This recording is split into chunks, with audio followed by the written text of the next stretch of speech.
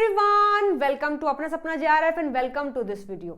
आज के इस वीडियो में हम बात करने वाले हैं कि जो पेपर हमारा CSIR नेट लाइफ साइंस जून 2024 में होने वाला है उसके लिए हम कुछ जरूरी सी बातें करने वाले हैं। और इस पेपर के लिए लगभग 80 से 19 डेज लेफ्ट है। यदि हम ये मान के चले कि ये पेपर जून में होगा और लगभग 10 से 15 तारीख के बीच में होगा, तो यही हमारे पास 80 से 19 डेज लेफ्ट हैं।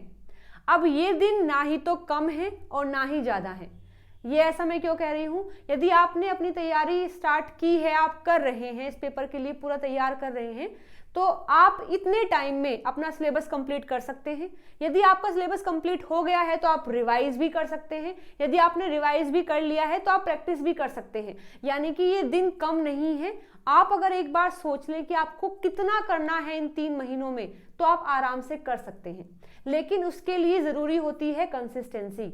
ऐसा नहीं कि आप एक दिन काफ़ी मोटिवेट हुए हैं और आपने पूरा दिन पढ़ा है और अगले ही दिन आप डिमोटिवेट हो गए हैं, किसी भी कारण से आपने कुछ भी नहीं पढ़ा है। देखो, ऐसे काम नहीं चलेगा। जितने भी दिन बाकी हैं ये बिल्कुल भी कम नहीं है। ऐसा मत सोचना कि कम दिन बचे हैं। अगर आप लगातार मेहनत कर रहे हैं तो ये दिन काफ़ी हैं, बहुत काफ़ी हैं। तो आज के इस वीडियो में मैं आपको यही बताने वाली हूँ कि कंसिस्टेंसी कैसे मेंटेन करें, क्योंकि कंसिस्टेंसी ज़रूरी है। क्यों ज़रूरी है, ये क्या होती है, आज की वीडियो में ही डिस्कस करने वाले हैं। प्लीज़ इस वीडियो को ध्यान से समझना, एंड तक देखना। आपको बहुत ही बेहतरीन तरीका मैं बताने वाली हूँ कि किस तरीके से आप अपनी चीज़ों को कंटिन्यू कर सकते हैं। ठीक है, तो यहाँ हमने बात की है एक टर्म की जिसका नाम है कंसिस्टेंसी। कंसिस्टेंसी हमारी सफलता की चाबी है, की है हमारी सक्सेस की। और फिलहाल हमारी सक्सेस का मतलब क्या है कि जो पेपर अभी होने वाला है जून 2024 में, वो पेपर हम एक अच्छी रैंक के साथ में या फिर जेआरएफ के साथ में क्रैक कर ले, ये हमारे लिए सफलता है। और ये हमें कैसे मिल सकती है? कंसिस्टेंसी से मिल सकती है। और इस वर्ड का मतलब क्या होता है? कंसिस्टेंसी का मतलब है कि समय चेंज हो गया है लेकिन आप सेम काम करते जा रहे हैं। जैसे आपका काम है पढ़ना, रिवाइज करना, प्रैक्टिस करना। आज एक दिन है, कल दूसरा दिन है, कल तीसरा दिन है। इस तरीके से दिन तो बदलते जा रहे हैं, लेकिन आपका जो काम है पढ़ना, रिवाइज करना, प्रैक्टिस करना, पढ़ना, रिवाइज करना, प्रैक्टिस करना, ये लगातार चल रहा है। इसी को ही कंसिस्टेंसी बोलते हैं। यानी कि quality of being the same at different time. Time अलग अलग हो रहा है। मार्च आ गया है, अप्रैल आ गया है, मई आ गई है और जून आ गया है, आपका पेपर आ गया है, लेकिन जब तक आप लगातार सेम ही काम कर रहे हैं। आपका काम क्या है? पढ़ना, रिवाइज करना, प्रैक्टिस करना, नई चीजें सीखना, उनको याद करना, रिकॉल करना और फिर उनके जो भी क्वेश्चन आए हैं उनको सोल्व करना। तो दिस इज कॉल्ड कंसिस्टेंसी। और ये हमारे एग्जाम को क्रैक करने के लिए रामबाण है।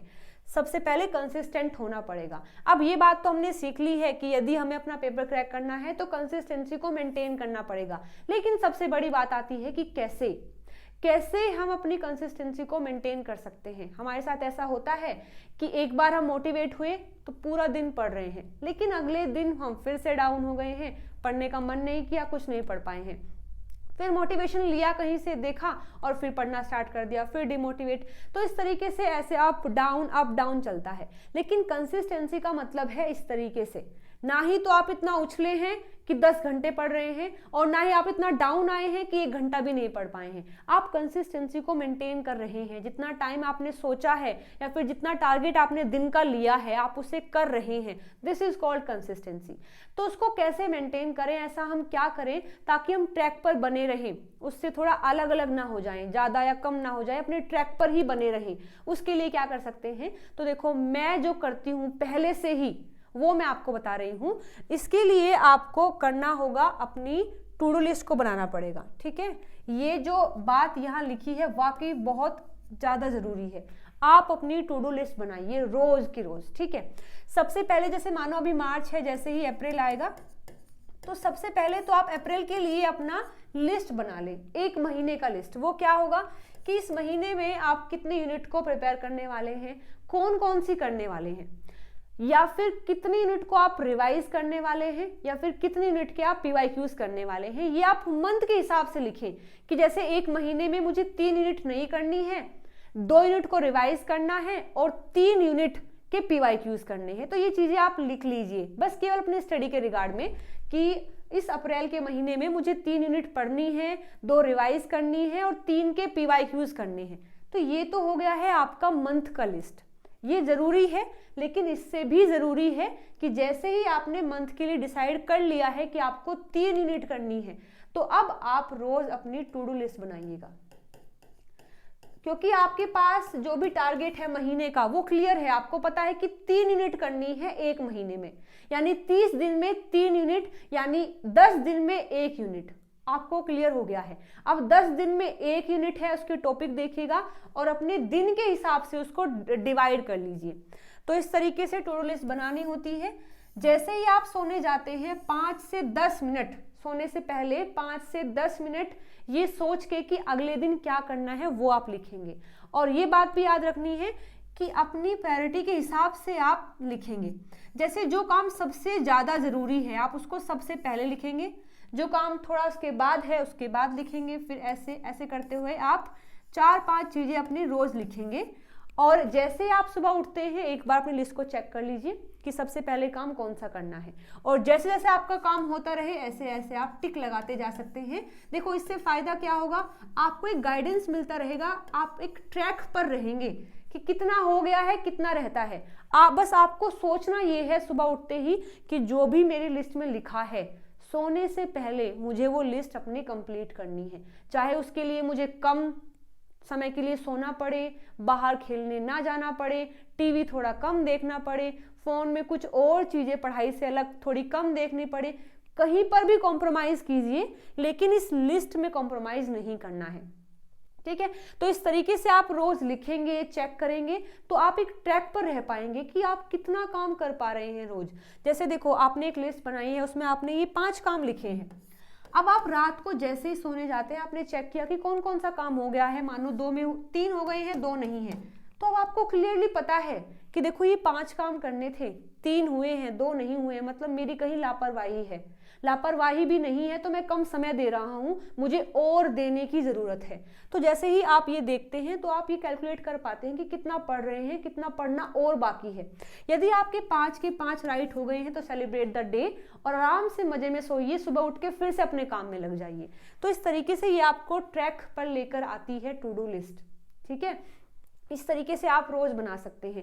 अगर मैं मेरी बात करूं तो स्कूल टाइम से ही मुझे ये लिस्ट बनाने की आदत है। हमारे स्कूल में हमें डायरी दी जाती थी, आई होप आपको भी मिली होगी, जिसमें हमें होमवर्क लिखवा दिया जाता था कि हिंदी में ये करके लेके आना है, इंग्लिश में ये, मैथ में ये, इस तरीके से। जैसे ही मैं घर जाती थी तो मेरे पास एक गाइडेंस होती थी कि देखो मुझे ये काम करने हैं सारे। अपनी डायरी खोली है और अपने सारे काम चेक करके मैं करना स्टार्ट कर देती थी। हालांकि वहां केवल स्कूल के वर्क के लिए ये काम था, लेकिन यहाँ अब जो मैं टू डू लिस्ट बनाती हूँ उसमें मेरे बाकी के काम भी ऐड अप होते हैं, लेकिन सबका काम यही है कि वो मुझे गाइड कर रहे हैं कि कितना काम करना बाकी है और कितना मैंने कर लिया है। जैसे मैं आपको अपनी डायरी दिखा भी सकती हूँ यहाँ, तो देखिए ये मेरी स्कूल की डायरी बची हुई है, उसी में मैं लिख रही हूँ।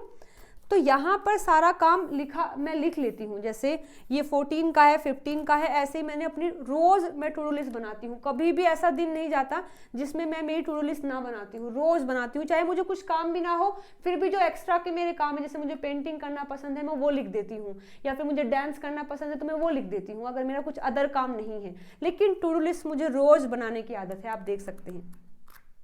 तो ये काफ़ी अच्छे तरीके से मुझे हेल्प करती है, इसीलिए मैं आपको बता रही हूँ। जैसे देखो लिखा भी है 15 मार्च में मुझे ये 5 काम करने हैं। मैं बता देती हूँ, सबसे पहले मुझे वॉकिंग पे जाना था, फिर मुझे योगा करनी थी, फिर मुझे बुक रीड करनी थी। तो आप देख सकते हैं मैं वॉकिंग पे जा चुकी हूँ, योगा भी हो गया है, किताब भी मैंने पढ़ ली है। उसके बाद फिर मेरा अगला काम है वीडियो रिकॉर्ड करने का, जिसमें मुझे 3 वीडियो रिकॉर्ड करनी है।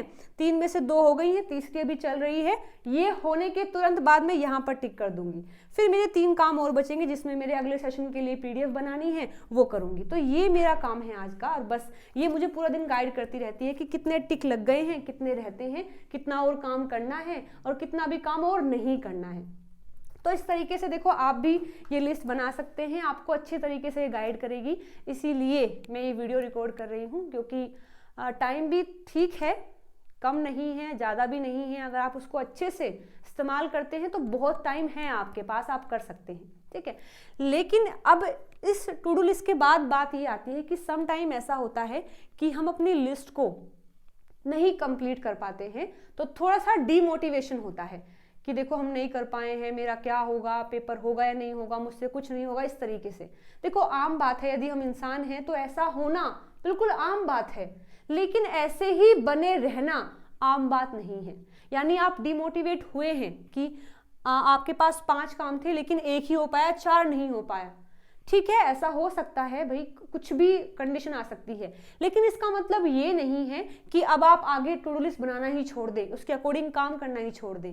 अब ऐसी चीज़ों के लिए मेरे पास बहुत और सारी कविताएं होती हैं पढ़ने के लिए, जिनको पढ़कर मैं फिर से बूस्ट अप करती हूँ। उन्हीं में से ही एक आपको मैं बताने वाली हूँ जो मुझे पर्सनली बहुत पसंद है, तो बिल्कुल ध्यान से सुनिएगा इसको। देखो इसमें 2 वर्ड आए हैं, अधिकार और कर्तव्य। अधिकार का मतलब होता है जो हमें मिलना ही मिलना है। जैसे हम बोलते हैं ना कि मेरा अधिकार है, जिस ऐसा कोई भी काम या ऐसी कोई भी चीज जिस पर मेरा अधिकार है वो मेरी है ही, उसे मेरा होने से कोई नहीं रोक सकता, ये होता है अधिकार। और कर्तव्य होता है हमारा जो काम करने का तरीका है, जो हम काम करते हैं, जो हम काम कर सकते हैं, वो कर्तव्य होता है। तो देखो यहाँ पर क्या लिखा है, मेरा अपने प्रति यह अधिकार है कि मैं हार जाऊं, थक जाऊं, गिर भी पड़े और भूले भटके भी, क्योंकि यह सब मनुष्य होने के नाते मेरे लिए स्वाभाविक और संभव है।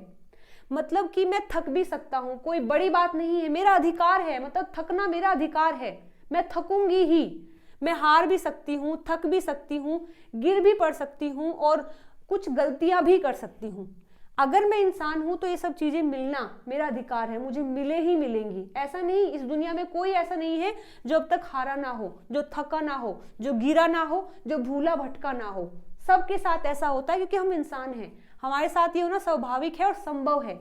लेकिन पर मेरा यह कर्तव्य है, लेकिन मेरा काम क्या है, ये तो चीजें मुझे मिल गई हैं, लेकिन मुझे क्या करना है, पर मेरा यह कर्तव्य है कि मैं हार कर भागू नहीं। यानी मैं हार गई हूं तो गिव अप नहीं करना है, थक कर बैठी ही ना रहूं। मैं थक गई हूं, बैठ गई हूं तो ये नहीं कि बैठी ही रह गई हूं। गिर कर गिरी ही ना रहूं, मतलब मैं गिर गई हूं, कुछ काम मुझसे नहीं हुआ है तो ये नहीं कि मैं काम को करना ही छोड़ दूं। या फिर अगर मैं भूली भटकी हूं तो भ्रमती ही ना रहूं। ऐसा नहीं कि भूली भटकी हूं, कुछ गलती हुई है तो मैं अभी भी गलती ही किए जा रही हूं। जल्द से जल्द अपनी राह पर आ जाऊं, अपने काम में लग जाऊं और एक नया आरंभ करूं, क्योंकि रुक जाना ही मेरी मृत्यु है और मरने से पहले मरना ना मेरा अधिकार है और ना ही मेरा कर्तव्य है। ये कविता लिखी है कन्हैया लाल मिश्र प्रभाकर ने, जो बेहद मुझे बहुत पसंद है। ठीक है, इसमें बस यही बताया है कि मैं हार भी सकती हूँ। आपने बनाई टू डू लिस्ट, 5 काम लिखे हैं, लेकिन देखा केवल 1 ही हो पाया है, 4 नहीं हो पाए हैं, तो आप हार गए हैं। लेकिन ऐसा नहीं कि आप हार कर भाग गए हैं, यानी आप उस काम को करना ही छोड़ दे रहे हैं, ऐसा नहीं है। आपका कर्तव्य है कि आप अगर ये 4-5 में से 1 ही काम कर पाए हैं, 4 नहीं कर पाए हैं, तो आपका कर्तव्य है कि अगले दिन आप फिर से लिस्ट बनाएं और 5 के 5 काम करने के लिए फिर से काम करें। ठीक है, तो यही है कि अगर आप हार गए हैं तो हार कर भागे नहीं, थक गए हैं तो थक कर बैठे ही ना रहें, गिर गए हैं तो गिर कर गिरे ही ना रहें, और भूले भटके हैं तो भी भ्रमते ही ना रहें, मतलब भूलते ही ना रहें, गलतियां ही करते ना रहें। आपका कर्तव्य है कि जल्द से जल्द अपनी राह पर आ जाए। हमारा काम क्या है, पढ़ना, रिवाइज करना, प्रैक्टिस करना, फिर से अपने काम पर लग जाए, अपने काम पर लग जाए और एक नया आरंभ करें, क्योंकि रुक जाना ही हमारी मृत्यु है और मरने से पहले मरना ना तो हमारा अधिकार है और ना ही हमारा कर्तव्य है। ठीक है, तो जब कभी भी आप ऐसी चीजें फील करते हैं कि हार गए हैं, तो एक बार इसको जरा जोर से बोल के पढ़ देना, आपको तुरंत एनर्जी का एहसास होगा और आप अपने काम में लग जाएंगे। क्योंकि मरने से पहले मरना ना ही तो मेरा अधिकार है और ना ही मेरा कर्तव्य है। ठीक है, तो आई होप आपको ये वीडियो पसंद आई होगी। जो मेथड मैंने आपको बताया है वो अच्छा लगा होगा, अच्छा है भी। आप एक बार उसको ट्राई करके जरूर देखना, रोज अपनी टू डू लिस्ट बनाकर देखना, आपको जरूर इस चीज से हेल्प मिलेगी, क्योंकि मुझे हमेशा मिलती है तो आपको भी जरूर मिलेगी। ठीक है, और वीडियो अगर पसंद आई है तो लाइक शेयर सब्सक्राइब जरूर से करना। मिलते हैं अगली वीडियो में एक नए टॉपिक के साथ में। Till then bye bye, take care.